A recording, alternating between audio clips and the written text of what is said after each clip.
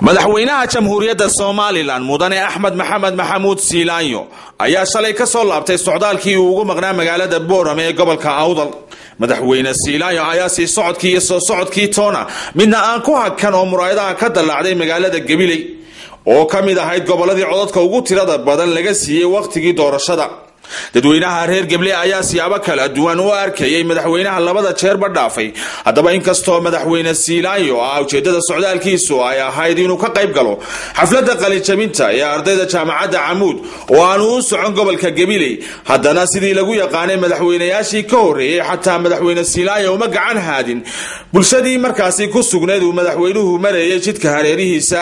si kastaba ha ahaatee bulshaweynta ku dhaqan gobolka Gabiley oo tiradii ugu badnayd madaxweyne Siilaanyo waqtigii doorashada ayaa tabashooyin badan ka tirsanaya intan uu talada dalka hayay. waa kuwan qaar ka mid ah dadweynaha reer Gabiley oo dareenkooda ka dhiibanaya safarka madaxweynaha uu ku dhaafay. aniga ka mid ah dhalinyarada gobolka Gabiley kuna hadlaya magacooda waxaan halkan ka sheegayaa dareenkii aanu ka qabnay shalay talo madaxweynuhu iyo xigmadii aanu islahayn shalay madaxweynuhu gobolka Gabiley aad buu ugu hanweyn yahay kalsoonina ugu qabay. waxaan ku raacay doorashadiis markii uu madaxweynaha soo baxay gobolka Gabiley wadooga sidoo uu heelanay sidoo uu wada xigtamisay xisbiyada kale.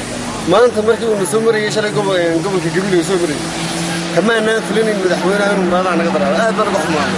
madaxweynuhu daraa soo marayay shalay kale albaabadu raadu naga dalacday una naga xidhay waan ka xumaanay wallahi runtii aad baan uga xumaanay. madaxweynaha kamaana filin ma kuleenay. الرحمن الرحيم أنا جمع عيبي هاي أحمد اسمه اللي هو كهات ليا قرينكي مدحونا شوريد الصوماليلان أحمد محمود سيلاanyo markii gobolka Awdal uu tagay uu degmadan Gabiley marayay soona marayay sidii aan u arkay waxa weeyaan degmadu waxay leedahay mas'uul loo soo magacaabay barasaabka gobolka wuxuu joogaa madaxweynaha hadii uu joogana shacbiga reer Soomaaliland ee ku nool degmadan Gabiley waxa uu heshiis soo siiyay uu yiri caleemo qoyan oo loo wadada istaaga ma jirtaba maayarku waxba noo sheegin maamul wax noo sheegay ma jiro. alla ilaa wadada waxa joogay ciidamada amniga ee booliska oo kaliya markaa waxa weeye hawsha cid u qaabilsan ayaa qabtay madaxweynaha jamhuuriyadda Soomaaliland cidna ciidina ma jirto laakiin xiriirinta cidii lahayd ayaa hawsha qabtay. dhanka kale hadal dhawaan ka soo yeeray afayeenka madaxtooyada Soomaaliland Axmed Saleemaan Duxul oo uu ku duray Mujaahid Cali Gure iyo Faysal Cali Waraabe ayaa dadweynaha reer Gabiley la yaab ku noqday. waa kan Maxamed Ismaaciil Cumar Maxamed Biid oo ah suxufi caan ah oo hadalka Duxul ka jawaabaya. Soomaaliya tirada qurba qalooca bidayriya qawba idaha ku qosla waxa ay daray inteeda leega in Duxul oo looga halku ka galay taariikhda Soomaaliland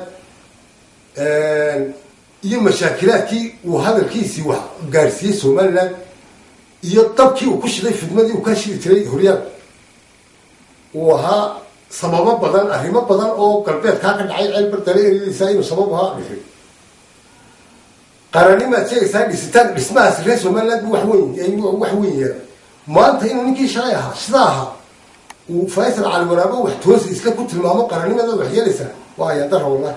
وريه قاموس تيفيga caalamiga Royal TV gobolka Gabiley.